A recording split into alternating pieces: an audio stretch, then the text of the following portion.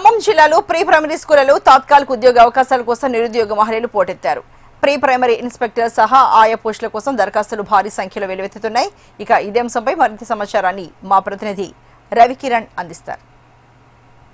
నిరుద్యోగ యువతకు ఉపాధి అందించే లక్ష్యంతో ప్రీ ప్రైమరీ స్కూల్స్లో తాత్కాలిక బేస్లో ప్రైమరీకి సంబంధించినటువంటి ప్రైమరీ ఇన్స్పెక్టర్ అలాగే ఆయా పోస్టులకు నోటిఫికేషన్ రావడంతో జిల్లా వ్యాప్తంగా కూడా మహిళలందరూ కూడా టీచర్స్ పోస్టుల కోసం అలాగే ఆయా పోస్టుల కోసం తరలి వస్తున్నారు. ప్రస్తుతం మనం ఎంఈఓ కార్యాలయంలో. మేడం చెప్పండి, ఖమ్మంకు సంబంధించి ఎన్ని ప్రీ ప్రైమరీ స్కూల్స్లో పోస్టులు పడ్డాయి, ఎట్లా ఉంది రెస్పాన్స్? సార్ నమస్తే సార్. మరి తెలంగాణ గవర్నమెంట్లో మనకి ఖమ్మం జిల్లాకి 114 ప్రీ ప్రైమరీ స్కూల్స్ అనేవి అలాట్ చేయడం జరిగింది. అందులో భాగంగా మన ఖమ్మం అర్బన్ మండలంలో ఒక 8 పాఠశాలలకి ప్రీ ప్రైమరీ స్కూల్ శాంక్షన్ అయ్యాయి సార్.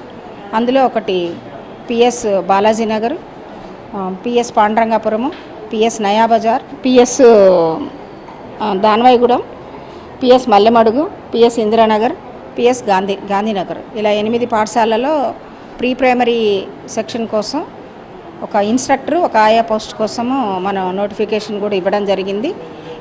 ఇందులో భాగంగా 8, 9 ఎంఈఓ ఆఫీసులో అప్లికేషన్స్ తీసుకోమని చెప్పారు.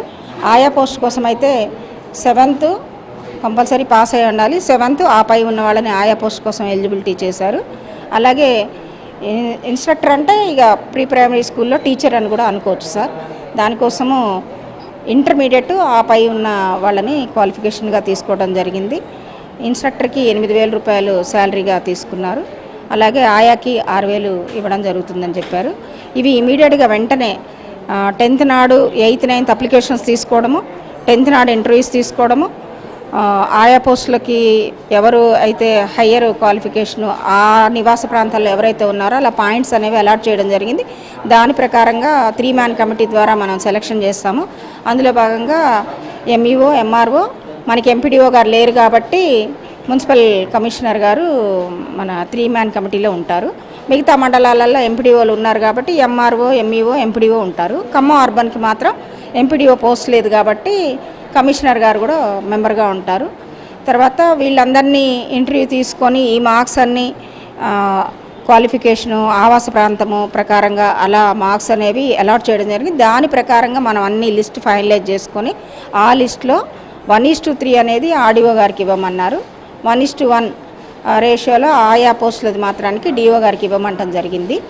మరి ఖమ్మం అర్బన్లో అంత మునుపు ప్రీ ప్రైమరీ 3 స్కూళ్ళల్లో మనం ఆయాను ఇన్స్ట్రక్టర్లని అపాయింట్మెంట్ చేసుకోవడం జరిగింది సార్. అప్పుడు కూడా చాలామంది వచ్చారు. ఈ ఇయర్ ఇప్పుడు కూడా అప్పుడు 3 స్కూల్స్కే చాలామంది వచ్చారు. ఇప్పుడు 8 స్కూల్స్ అవడం వల్ల చాలా ఎక్కువ మంది వస్తారని చెప్పి. రిజర్వేషన్ ఏమైనా ఉంటుందా?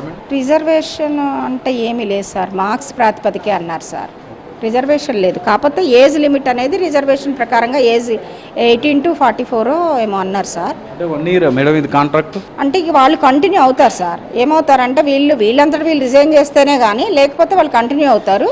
టెంపరీ ఎంప్లాయీస్ ఎలా ఉంటారో వాళ్ళని 1 dayనో ఏమో తీసేసి మళ్ళీ అపాయింట్ చేసుకుంటారు.